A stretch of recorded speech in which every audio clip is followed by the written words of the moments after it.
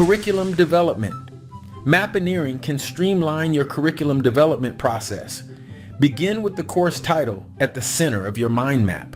Branch out to the course syllabus, unit plans, alignment with standards, and differentiated instruction.